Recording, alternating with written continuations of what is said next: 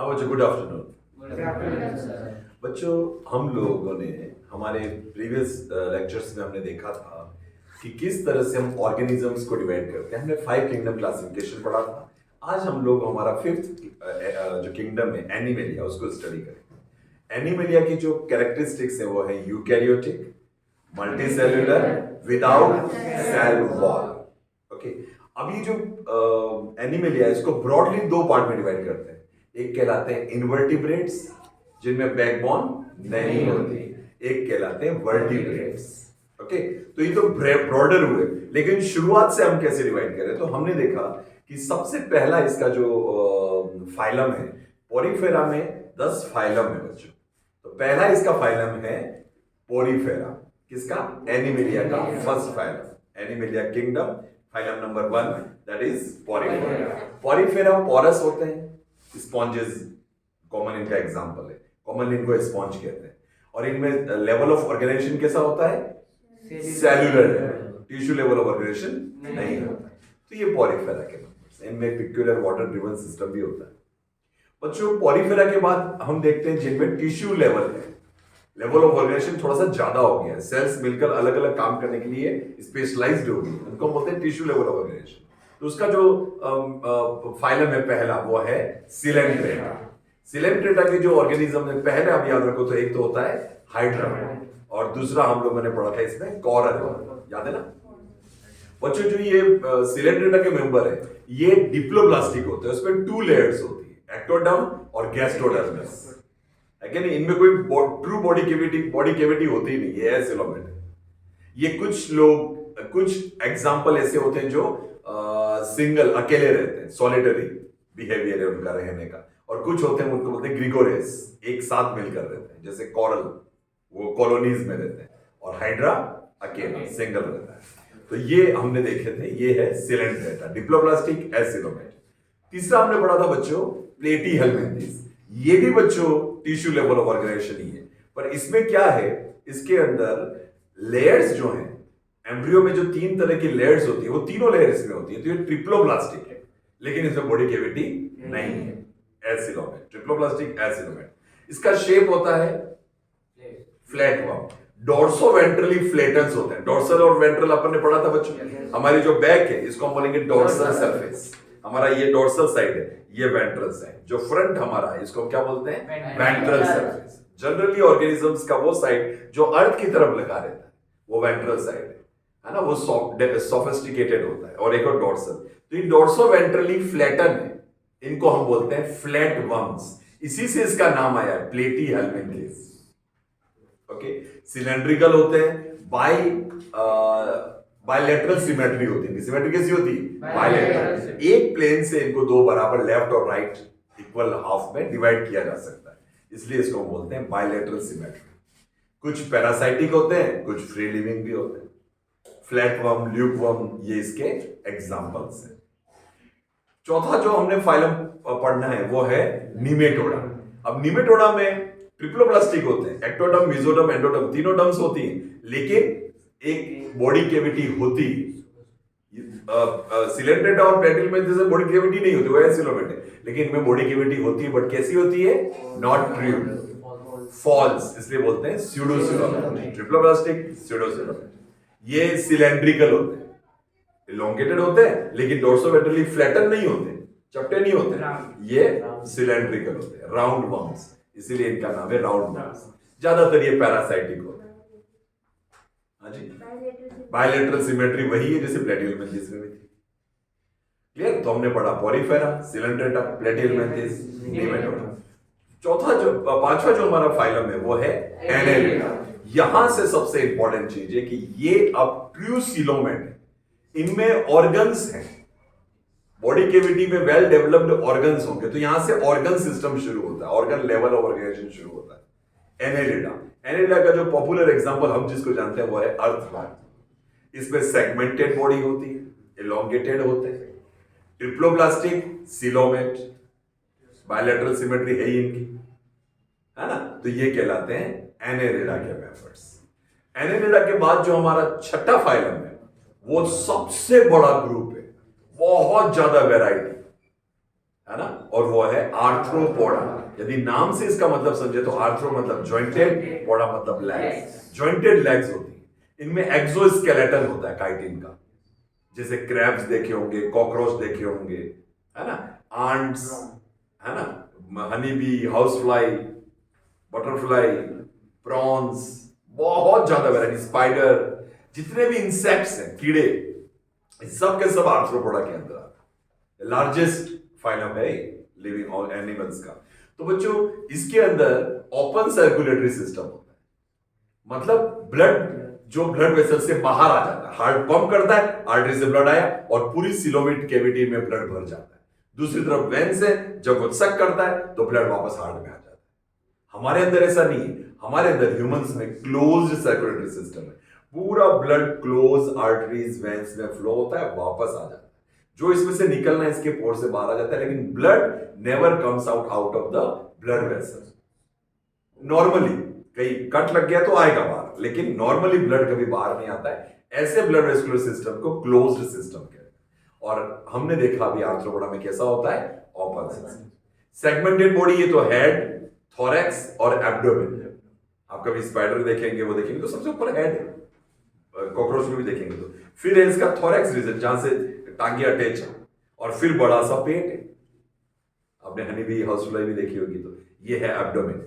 ये इस तरह से सेगमेंटेशन भी होता है। तो ये हमने पढ़ा आर्थ्रोपोडा। आर्थ्रोपोडा के बाद हम देखते हैं मोलस्का। मोलस्का का कॉमन एग्जांपल आप देखोगे ऑक्टोपस और यूनियो। यूनियो वो है जिसके चारों तरफ शेल है। तो जितने भी शंख होते हैं, आपने नदी में, रेत में देखे होंगे, ये सारे मोलस्का हैं। इनमें हार्ड कैल्केरियस, कैल्शियम कार्बोनेट का हार्ड शेल होता है, उसमें बहुत सोफिस्टिकेटेड ऑर्गेनिज्म रहता है। जब वो मर जाता है तो जो उसकी बॉडी का आउटर पार्ट बचता है, एक्सोस्केलेटन, वो है शंख और सिपी। ओके, तो ये है मोलस्का। इसमें सिलोमिक कैविटी थोड़ी सी रिड्यूस होती है ना, थोड़े से इसमें एक्सीटरी के लिए, एक्सक्रीशन के लिए किडनी जैसे ऑर्गन्स होते हैं, नेफ्रिडिया जिसको हम कहते हैं। तो ये है मोलस्का की पहचान। ट्रिप्लोप्लास्टिक, सिलोमेट तो सब होंगे, एनेलिडा के बाद सभी ट्रिप्लोप्लास्टिक और सिलोमेट। ओके, तो ये हमने देखा था क्या, मोलस्का। मोलस्का के बाद हमारा आता है इकाइनोडर्मेटा। इकाइनो मतलब स्पाइनी, हेजहॉग, डर्मेटा मतलब स्किन। तो इनकी स्किन स्पाइनी, कांटेदार, हेजहॉग। ये एक्सक्लूसिवली मेराइन है, मतलब ओनली सी वाटर, सॉल्ट वाटर में मिलेंगे। क्लियर? और इनके अंदर एक पिक्यूलर वाटर ड्राइवन सिस्टम है, मतलब एक माउथ है जहां से पानी अंदर आता है और फिर वो झटके से ट्यूब फिट में पानी छोड़ता है, जिससे ये मूवमेंट करते हैं। ठीक है ना? तो ये कौन सा रूल कौन सा मोशन का लॉ यूज कर रहे हैं, थर्ड लॉ ऑफ मोशन। पानी को जोर से फेंकना, एक्शन, और उसके रिएक्शन फोर्स इनकी बॉडी पे लगता है, जिससे इनको मूवमेंट के लिए मोशन होता है। ट्रिप्लोप्लास्टिक है, सिलोमेट है ना। स्टार फिशरीज में है तो वो रेडियल सिमेट्री है, वो कहीं से भी कर सकती है, बायलैटरल सिमेट्री नहीं, है ना। ये हम लोगों ने देखा इकाइनोडर्मेटा। बच्चों, इसके बाद यहां तक अब हम काउंट करते हैं कितने हमने फाइलम्स पढ़े। हमने पढ़ा Porifera, Nematoda, Annelida, arthropoda, Mollusca, Echinodermata. 8 हो गए। अब हमारा नया आता है, और इसमें पहली बार कुछ एक नया फीचर डेवलप हो रहा है। अभी तक जितने भी थे उनमें कोई वो फीचर नहीं था जिसको हम बोलते हैं नोटोकॉर्ड। पहली बार शुरू हो रहा है, और जरूरी नहीं कि पूरी लाइफ में हो और पूरी बॉडी पर हो। पहली बार शुरू होता है लाइफ के किसी भी स्टेज में भी बन गया, थोड़ा सा भी बन गया, तो हम उसको बोलेंगे प्रोटोकॉर्डेटा। क्या बोलते हैं बच्चों, Protochordata.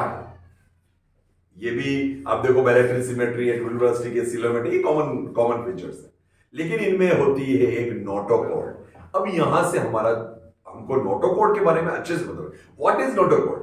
Notochord is a rod like structure which separate dorsal nervous tissue from the gut।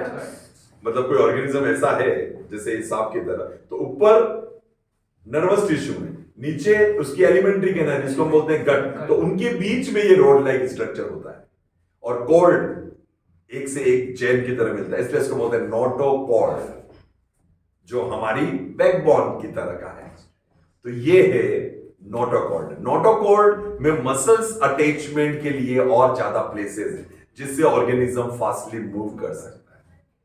Clear? तो ये एक नया फीचर डेवलप हुआ और यहां से जिनमें ये फीचर है इनको हम वर्टिब्रेट्स कहते हैं, जिनमें ये फीचर नहीं है उनको बोलते हैं इनवर्टिब्रेट्स, बिना रीढ़ की हड्डी वाले जानवर, और जिनमें है वो vertebrates, the organism with big backbone. ये पढ़ लिया हम लोगों ने सारी चीज, एम्फिऑक्सिस वगैरह इसके एग्जांपल हैं। दो एग्जांपल आप याद रखने की कोशिश करें, है ना, हर फाइलम में। इसके बाद आ जाता है बच्चों वर्टिब्रेटा, है ना, हमारा लास्ट 10th वर्टिब्रेटा। वर्टिब्रेटा के अंदर स्पेशियल वर्टिब्रेट कॉलम है, ठीक है ना। और क्या क्या फीचर्स है बच्चों इसके अंदर? Internal skeleton. स्केलेटन बाहर नहीं है, स्केलेटन अंदर है। बाहर से हम सॉफ्ट है लेकिन अंदर से हमारे अंदर कुछ हार्ड फ्रेमवर्क है। स्कल, हैंड की लिम्स की जो ह्यूमरस, रेडियस अल्ना, है ना, carpus, metacarpus, femur, tibia fibula, tarsals, metatarsals, तो ये सारी जो हमारी बोन्स हैं ये हमारा इंटरनल स्ट्रक्चर बनाती है। जैसे कोई मकान बनता है तो पहले सरियों से, उसके रोड से, आयरन बार से सब बनता है ना, फ्रेमवर्क, इसके बाद ऊपर लगा। वैसे ही हमारा ये इंटरनल मजबूती देने के लिए होता है, इसको बोलते हैं एंडोस्केलेटन। क्लियर? ये वर्टिब्रेटा की खास पहचान। और आपको कॉर्डेटा आगे बता रखा है, कॉर्डेटा की 5 स्पेशल कैरेक्टरिस्टिक्स भी आपको दे रखे। वो क्या क्या है? ट्रिप्लोब्लास्टिक, सीलोमेंट, नोटोकॉर्ड होना चाहिए इनमें कभी ना कभी, have gills, pouches, at least some stage of life. आप कहेंगे कि हम वर्टिब्रेट हैं, हमारे अंदर गिल्स कहां हैं? तो मैं आपको बता दूं बच्चों, हमारे अंदर भी गिल्स हमारी एम्ब्रियो स्टेज में कुछ टाइम के लिए फिटस में आते हैं, तो हम इसलिए कॉर्डेटा, हर कॉर्डेटा में गिल पाउचेस भी होते हैं, ठीक है। और लास्ट क्या है? डोर्सल नर्व कॉर्ड, जो स्पाइनल, जो हमारा ब्रेन है, ब्रेन के पीछे एक टेल निकली हुई है जिसको बोलते हैं हम स्पाइनल कॉर्ड, ठीक है ना, स्पाइनल कॉर्ड, ठीक है। तो वो हमारी डोर्सल नर्व कॉर्ड है। तो इस तरह से हमने कॉर्डेटा पढ़े। और जो कॉर्डेटा में जनरली 5 है, कुछ बुक में 5 दे रखे, परम में बी, पाइसेस, एम्फीबियंस, रेप्टाइल्स, एव्स और मैमेलिया। किसी बुक में साइक्लोस्टोमेटा भी दे रखा है। साइक्लोस्टोमेटा वो ऑर्गेनिज्म है जिनमें जॉ नहीं होता है, जबड़ा नहीं होता, इसलिए इनका मुंह जो है वो पूरा गोल का गोल होता है, साइक्लोस्टोमेटा।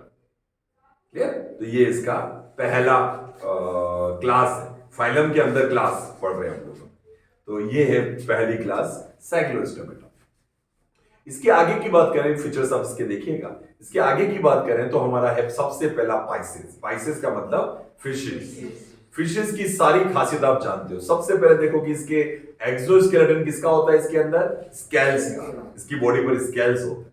ये सारी एक्वेटिक ऑर्गेनिजम्स हैं, ये पानी में रहने वाले हैं, चाहे मेराइन में हो चाहे फ्रेश वाटर हो, ओके। तो इनको हम बोलते हैं फिशेस। इनके अंदर ब्रीदिंग के लिए गिल्स होते हैं। इनका जो एंडोस्केलेटन है कुछ का बना होता है सिर्फ और सिर्फ बॉन्स का, बॉन्स प्लस कार्टिलेज का, और कुछ का सिर्फ और सिर्फ कार्टिलेज। तो cartilaginous fishes and bony fishes. हमारी बॉडी में किसका बना हुआ एंडोस्केलेटन? Bones plus cartilage.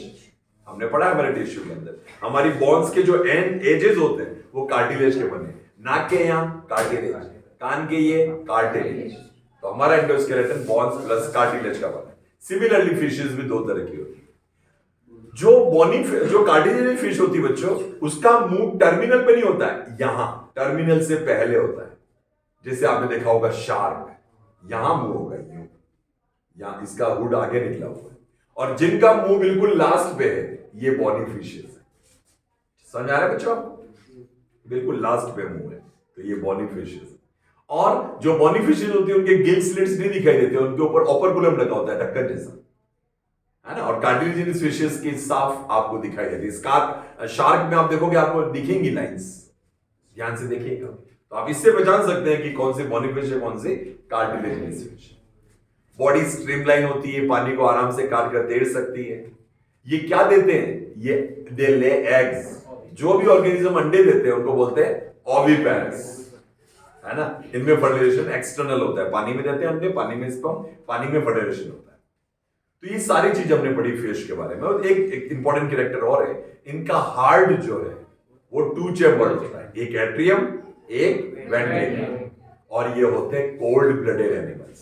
इनका ब्लड का टेम्परेचर बाहर के टेम्परेचर के अनुसार कम या ज्यादा हो जाता है। क्लियर? तो ये सारी बातें हम लोगों ने पढ़ी पाइसेस।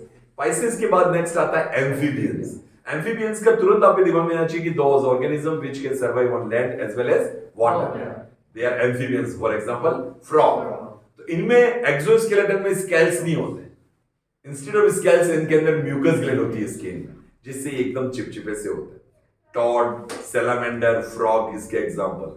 छुएंगे ना मेंढक को, हमको थोड़ा चिपचिपा सा लगता है, ठीक है ना, क्योंकि उसके ऊपर म्यूकस ग्लैंड है।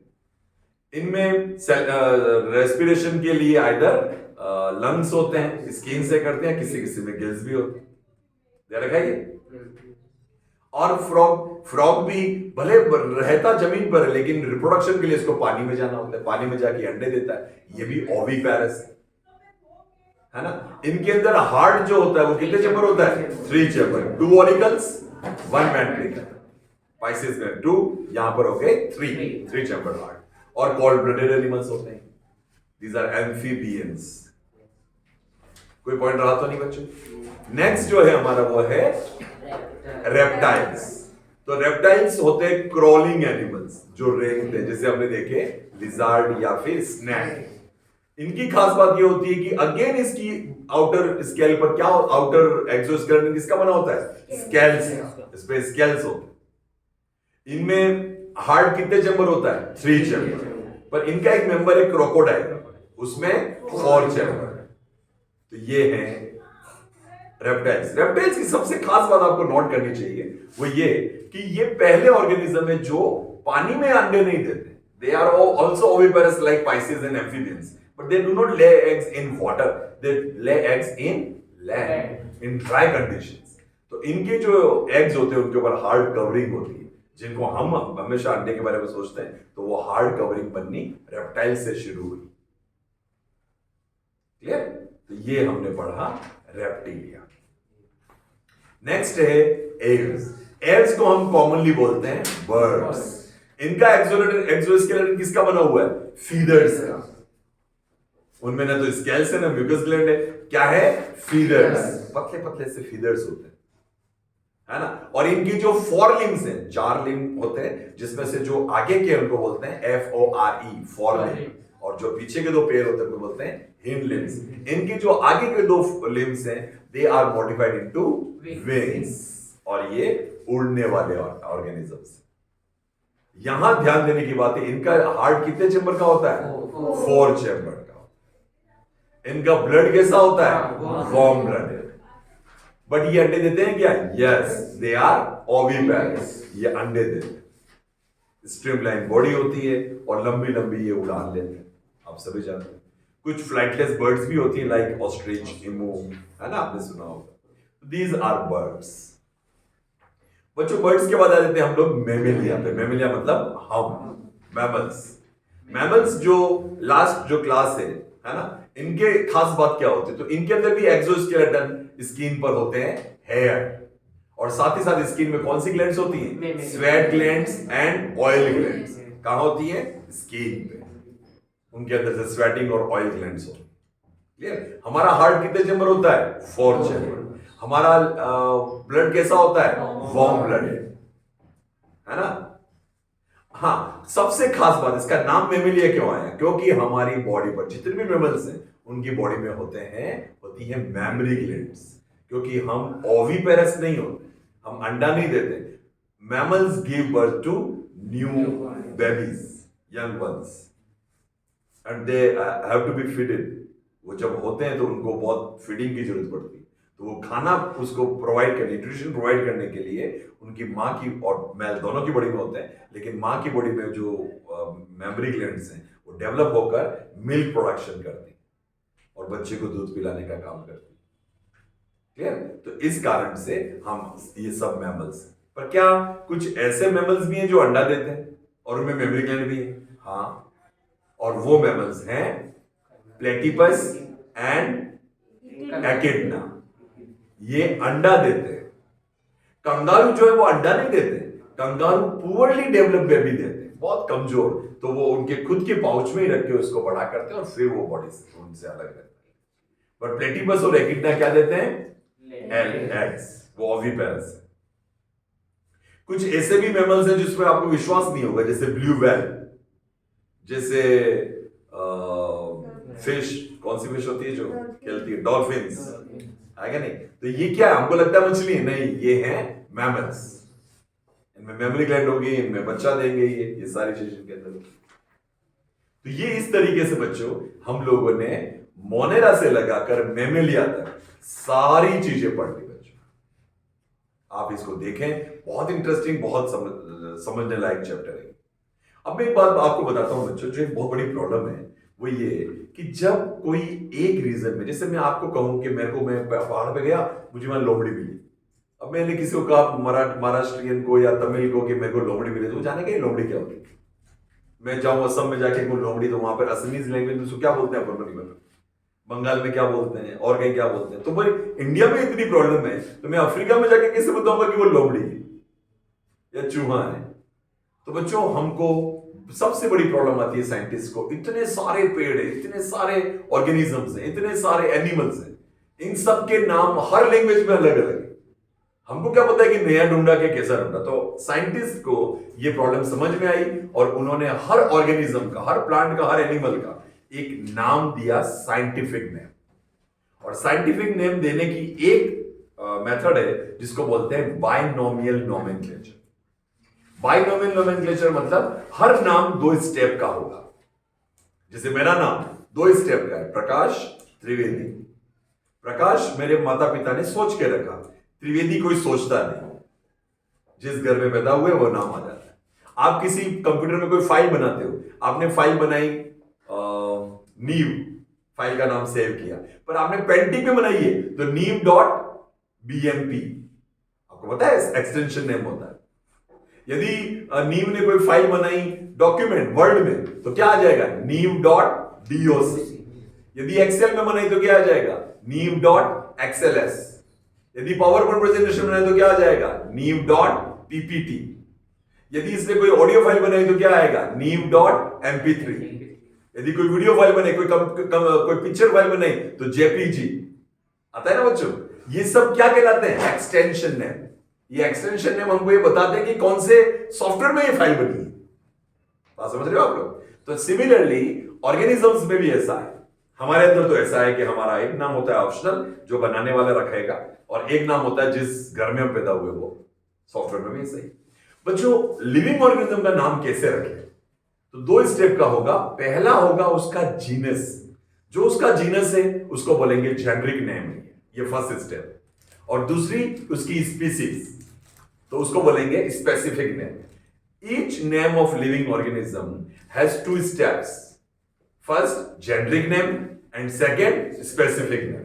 फॉर एग्जाम्पल, मैं गेहूं खाता हूं, तो गेहूं का नाम है ट्रिट्रिकम एस्वाइटम। तो ट्रिट्रिकम जीनस हो गया, एस्वाइटम वो हो गया। चावल ओराइजा सेटाइवा, ओराइजा उसका जेनरिक नेम है, सेटाइवा उसकी स्पीसीज। मैं हूं ह्यूमंस और मेरा नाम है होमो सेपियंस। होमो मेरा जेनरिक नेम है हम सबका, और जीनस होमो है, और सेपियंस हमारी स्पीसीज है। पहले जानवर जो सबसे पहले इंसान खड़ा होकर चलने लगा उसका नाम है होमो इरेक्टस। तो होमो हमारी जाति वंश का है, लेकिन उसकी जाति अलग है, होमो इरेक्टस है, हम होमो सेपियंस हैं। क्या आपको बात समझ में आई बच्चों? तो इस तरह से हर किसी का नाम 2 स्टेप का होगा। इस नोमेनक्लेचर के सिस्टम को बोलते हैं बाइनोमियल नोमेनक्लेचर। इसके 2 स्ट्रक्चर दो नाम कौन कौन से होते हैं? जेनरिक नेम और स्पेसिफिक नेम। पहले जेनरिक नेम फिर स्पेसिफिक नेम। अच्छा, अब इसके लिखने का भी तरीका है। मान लो किसी ने उर्दू में लिखा, किसी ने स्पेनिश में लिखा, आपको क्या पता कहां पर जेनरिक नेम आया? तो जब भी जेनरिक नेम किसी किताब पर प्रिंट होगा तो उसको इटैलिक्स में लिखा जाएगा। किसमें लिखा जाएगा? इटैलिक्स। बाकी सब फॉन्ट सीधे हैं, उसको इटैलिक्स। जब हाथ से लिखा जाएगा तो दोनों को अलग अलग सेपरेटली अंडरलाइन किया जाएगा। मेरा नाम है होमो सेपियंस, तो होमो सेपियंस, होमो को नीचे एक लाइन, सेपियंस के नीचे लाइन। हाथ से लिख रहा हूं तो दोनों को अंडरलाइन करना पड़ेगा सेपरेट, तभी माना जाएगा कि ये सही लिखने का तरीका है। और एक और कन्वेंशन है, वो ये कि जेनरिक नेम जो है उसका फर्स्ट लेटर अल्फाबेट होगा। फर्स्ट अल्फाबेट में मतलब कैपिटल लेटर होगा। होमोसेपियंस लिखना है तो होमो का एच कैसा होगा, कैपिटल लेटर, और सेपियंस का एस कैसा होगा, स्मॉल लेटर। तो जेनरिक नेम का फर्स्ट अल्फाबेट कैपिटल होता है, स्पेसिफिक नेम का सारे के सारे अल्फाबेट स्मॉल होता है, कोई भी कैपिटल नहीं। दोनों को हाथ से लिख रहे हैं तो सेपरेटली अंडरलाइन करेंगे दोनों को, यदि कंप्यूटर से लिख रहे हैं तो इटैलिक्स करेंगे, अंडरलाइन करेंगे, बोल्ड भी कर सकते हैं हाईलाइट करने के लिए कि ये साइंटिफिक नेम है। मेंढक का नाम है राणा टिग्रीना, है ना। आपको और इसका काम दे रहा हूं कि आप आसपास के बहुत सारे ऑर्गेनिजम्स के नाम लिखें। कई जगह आप जाते हैं, गुलाबबाग में जाएंगे, उदयपुर में, तो आप देखेंगे बहुत सारे पेड़ है और हर पेड़ पे उसका साइंटिफिक नेम लिखा हुआ है ना। तो आप इस तरह के गार्डन को बोलते हैं बॉटेनिकल गार्डन। आप कभी जू में जाएंगे तो वहां पर भी हर ऑर्गेनिज्म का साइंटिफिक नेम लिखा होता है जनरली। तो ये उनके साइंटिफिक नेम है जो वर्ल्ड वाइड चाहे किसी भी लैंग्वेज का स्टूडेंट हो वो यही पढ़ेगा। तो एक यूनिफॉर्मिलिटी रहती है पूरे वर्ल्ड में। इसलिए कैरोलस लिनियस ने ये बाइनोमियल नोमेनक्लेचर सिस्टम प्रपोज किया था। Carolus Linnaeus, father of taxonomy. Clear?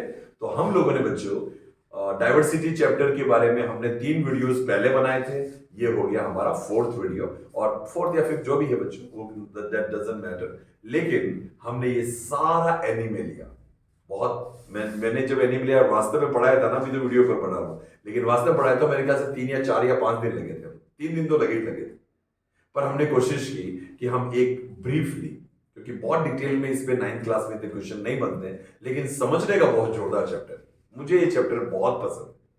पूरा लिविंग वर्ल्ड हमारे मुट्ठी में आ गया।